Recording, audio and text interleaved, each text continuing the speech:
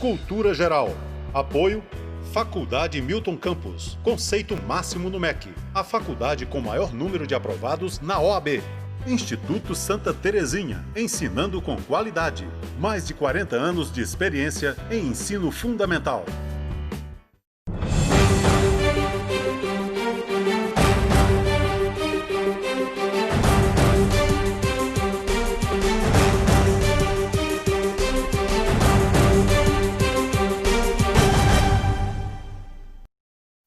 Muito boa tarde, começando agora mais um programa Cultura Geral. Hoje a gente vai discutir essa situação, né, dos crimes que está ligado à violência sexual contra as mulheres. Eu acho que a gente precisa discutir isso, e não só discutir isso, né, a gente passar essa visão acadêmica que tem esse sentido, esse condão, mas também buscar um entendimento do que significa ser mulher no Brasil, né, ser mulher na América Latina, ser mulher numa sociedade tão patriarcal, né, tão machista como a gente vive hoje, sempre, né, desde sempre. E a gente tem evoluído aí, dando passos lentos, no sentido de igualar, né, os direitos.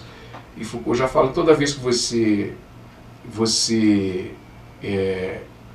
tenta igualar alguma situação, você de fato está concordando que existe alguma coisa maior do que aquilo que você é. Então sejam todos muito bem-vindos aqui nessa sala de bate-papo, é sempre um prazer estar aqui fazendo Cultura Geral. Hoje a gente recebendo aqui a Micaela, depois de vários ensaios, né, Micaela? Ô, Micaela, seja muito bem-vinda, é um prazer te receber. Agradeço pelo convite. Gente que é estudante de Direito, né? Sim. E você que tem uma linha de pesquisa, acho interessantíssima, com relação a essa coisa da dignidade sexual da mulher. Eu acho que isso a gente precisa debater, não só como estudante de Direito, mas também como sociedade, né? Sim. Quais são os fatores que nos levam a não reconhecer determinados tipos de crime, ou às vezes reconhecer, ou ter na lei e não aplicar, Sim. ou conviver com tudo isso, né? Então, existe um emaranhado de perguntas, um emaranhado de dúvidas, né, que a gente precisa ir ao longo do tempo, ir conversando e debatendo, que eu acho que a grande vitória é ter esse espaço aberto para a gente poder fazer esse debate Claro. democrático, né? Realmente. Eu já peço de antemão desculpas a todos, porque eu não tenho o dom da oratória como o Betão aqui, o nosso amigo. Enfim, quando eu escolhi o tema de divergir, ou até mesmo de conversar um pouco com essa questão da dignidade sexual, da liberdade sexual, eu me propus a fazê-lo pelo motivo de eu ser mulher. Basicamente é isso. Me despertou, sim, é claro que todos os dias no nosso cotidiano a gente vê inúmeras agressões contra as mulheres, a gente vê o quanto a mulher, para se adentrar no mercado de trabalho, ela tem que realmente sofrer, ou até mesmo dentro de casa há agressões contra as mulheres, violência sexual, ou qualquer outro tipo de violência, até mesmo dentro do mercado de trabalho, né, que a gente conhece como assédio hoje, enfim. Várias perguntas surgem, sim, como o Betão havia dito, em relação à questão de violência. É um assunto que, de fato, já vem sendo discutido há anos. As pessoas acreditam que a violência vem reduzindo porque as mulheres vêm ganhando cada vez mais um espaço na sociedade, mas esse espaço vem literalmente sendo conquistado de forma gradativa, mas não reduz a violência que a mulher está sofrendo, não só a violência física, mas a violência moral, a coação, enfim, todos esses tipos de violência. Quando eu escolhi trabalhar também com esse tema, eu me preocupei em ver questões de índice, porque análises psicológicas, análises geográficas, e me preocupar em saber como que isso está sendo tratado no país. Existem alguns órgãos específicos da saúde, da segurança, inclusive também da economia, que trabalha com qualificação de crimes, os tipos de crimes que o Brasil vem cada vez mais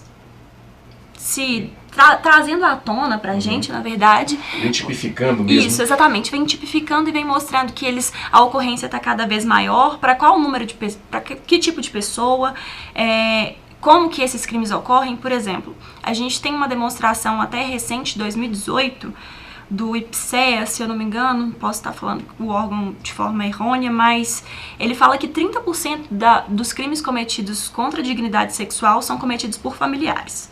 Então você já vê que é um número absurdo, porque são 30% de pessoas que estão dentro de casa, ou seja, num lugar que você acredita ser um lugar confortável, um lugar seguro, um lugar onde você acredita estar protegido, e você está sofrendo uma violação da sua dignidade sexual. A maioria dos crimes contra a dignidade sexual pode não parecer surpresa, é cometido, por exemplo, contra mulheres e mulheres negras, o que também demonstra que há ainda resquícios de preconceito, algumas síndromes que a gente conhece como síndromes de Singleton-Senzala. Eu não sei se eu posso estar falando isso também porque eu não tenho qualidade técnica para isso. Pessoas que trabalham em casa de família, mulheres negras que trabalham em casa de família, por exemplo. Que é histórico isso, né? Exatamente. Há também um aumento muito grande de crimes contra a dignidade sexual que estão sofrendo, que crianças estão sofrendo dentro de casa, e crianças do sexo masculino. Porque, em regra, a gente associa o crime de dignidade sexual sempre com a vítima do sexo feminino. Mas as vítimas do sexo masculino realmente têm sofrido, inúmeras violações também dentro de casa. Os índices maiores são dos sexos femininos, obviamente, mas do sexo masculino também vem crescendo, 17% no último ano.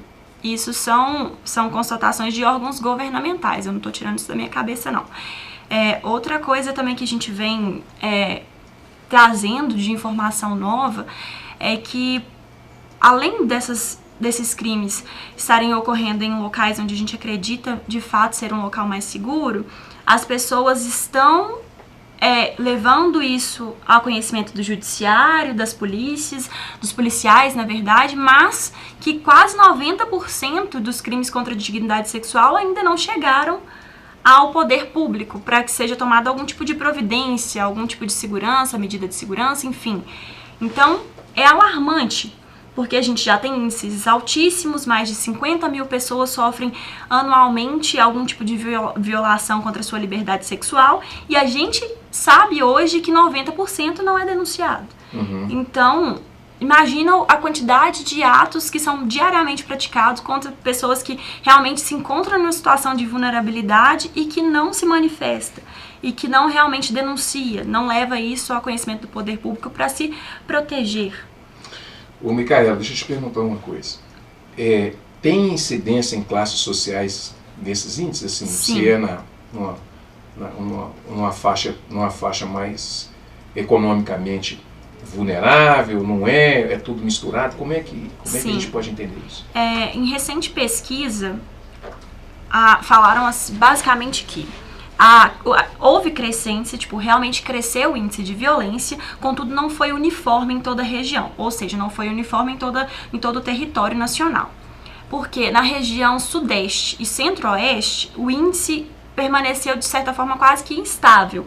Já nas outras regiões, os índices realmente aumentaram muito, aumentaram assim, de forma gradativa, a violência ficou ainda maior, e as pessoas têm visto, na verdade, os órgãos governamentais, na tentativa de ter esses índices, têm visto que regiões tipo Nordeste, apesar de não acontecer a denúncia, os índices de violência são muito altos, que regiões Centro-Leste também, o índice de violência realmente vive sendo crescente, então a gente percebe que, apesar da região Sudeste, que é uma das regiões mais ricas desse país, está tendenciosa a manter o índice equilibrado, e eu não entendo por que a gente acha isso bom, porque deveria não ocorrer nenhum tipo de violência contra a dignidade sexual, e até mesmo a região também Centro-Oeste, as demais, a crescência é permanente, os índices são altíssimos, passam de 10% anualmente, porque essas pesquisas são feitas, por exemplo, em prazos de lapso temporal de 5 em 5 anos, de 10 em 10 anos, porque os órgãos não conseguem fazer com tanta rapidez. E essa última pesquisa de 2018 ainda é do ano de 2012. Então a gente vê que são Ainda 7 tem dados ainda anos, pra vir. exatamente, são 7 anos que se passaram, e pelo que a gente tem assistido em televisão, pelo aquilo que a gente tem lido em jornais, até mesmo pelas redes sociais, você consegue ver que está tendencioso a ainda mais crescer, entendeu? Pelo estímulo, por exemplo, governamental, a gente trabalha com isso também, com algumas questões de gerência, enfim. O que te levou a escolher esse tema? Na verdade, estar nessa condição, na verdade, ser mulher, e não é só estar nessa condição, porque seria ridículo falar sobre isso, me fez pensar no que eu quero para minha sociedade, no que eu quero para as mulheres, no que eu quero para as pessoas da minha família, no que eu quero para as pessoas com quem eu convivo e até mesmo para as pessoas com quem eu não convivo. Ser mulher não é fácil. Mesmo ser mulher no século XXI, mesmo ser mulher em 2019, não é fácil.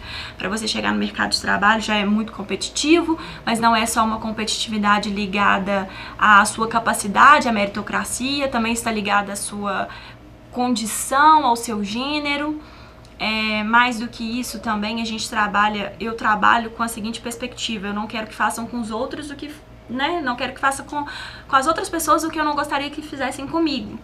Então me preocupa mesmo que as mulheres ainda estejam vulneráveis dessa forma, e que isso seja uma prática recorrente. Como é que em um país onde a gente realmente tem índices de crescimento de PIB, apesar de ficar muito estável, a gente vem evoluindo e a gente continua cometendo crimes, atrocidades tão grandes como essa?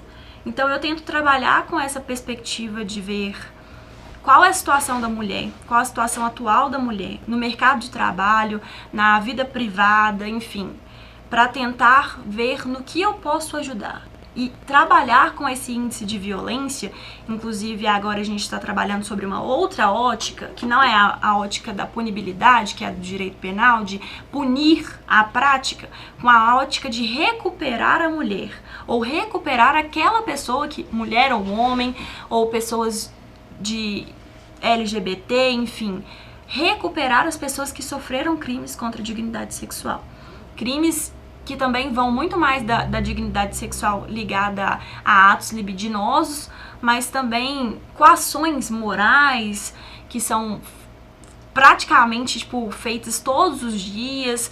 E uma forma, eu encontrei isso também em uma nova orientação da ministra Carmen Lúcia, que é uma das pessoas que eu me espelho muito, de realmente buscar essa nova ótica, que é a ótica da recuperação. Se existem tantos dados que demonstram que é crescente a violência, como que a gente vai buscar recuperar as pessoas que estão sofrendo essa violência? E não como a gente vai punir. A gente está deixando o Estado fazer o papel do Estado, que é punir. Mas agora também dentro do Estado e até mesmo como um cidadão, como que a gente vai recuperar aquelas pessoas que sofreram? Porque no direito penal muito mais se preocupa em punir o autor do que recuperar a vítima, entende? Então, assim, a busca tá mais ou menos nesse sentido, de como que a gente vai conseguir recuperar as vítimas que sofreram algum tipo de lesão à dignidade sexual, à liberdade sexual.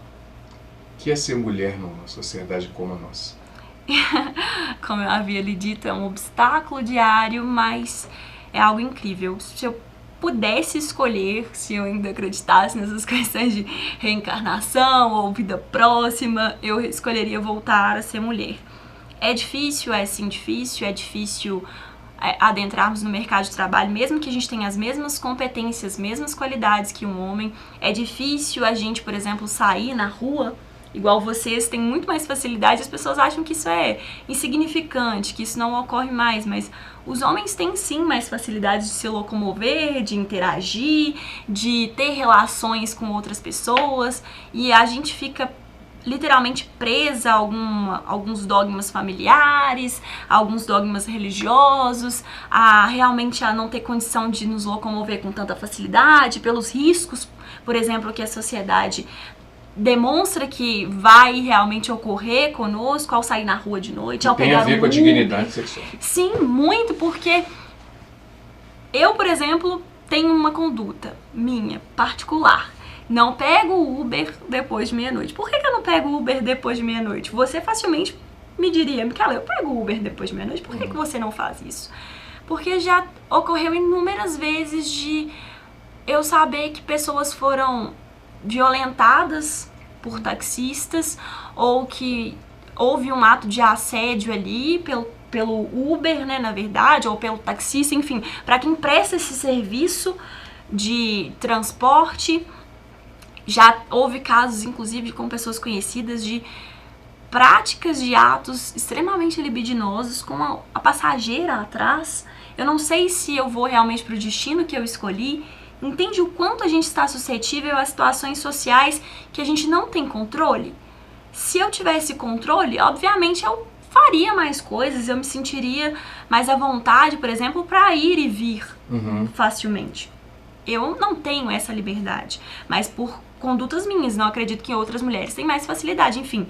Mas como eu sou de interior e fui criada sobre também outras situações, com outras condutas, eu fico receosa.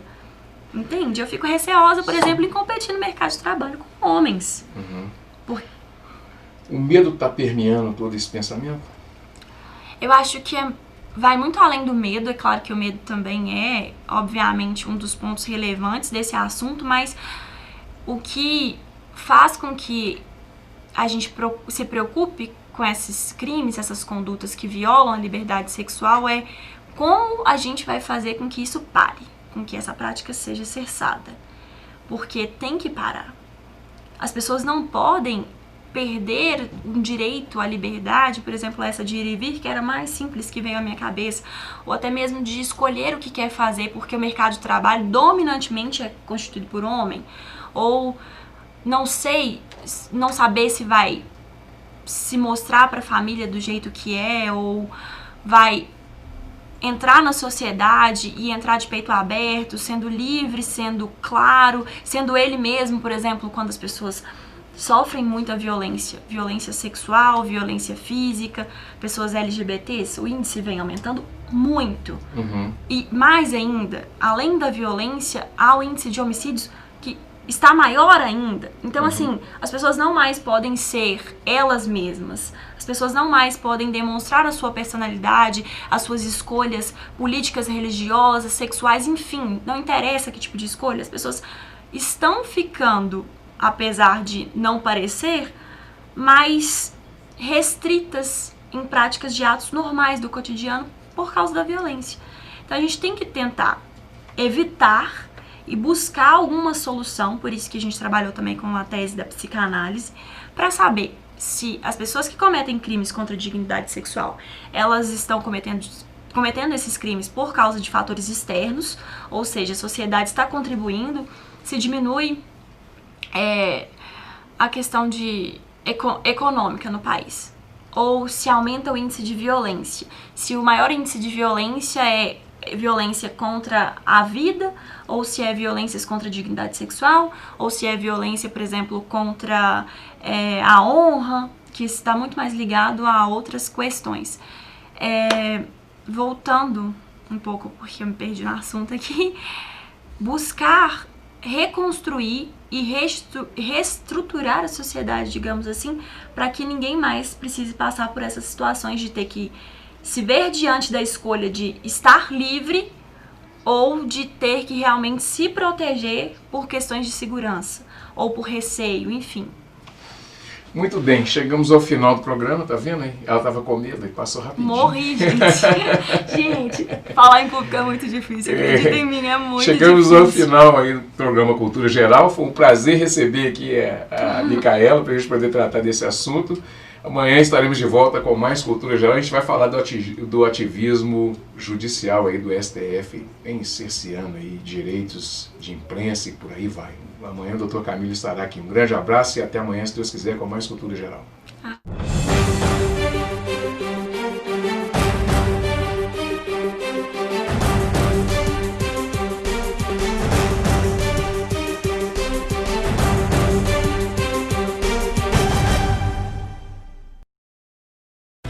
Cultura Geral. Apoio Faculdade Milton Campos. Conceito máximo no MEC. A faculdade com maior número de aprovados na OAB.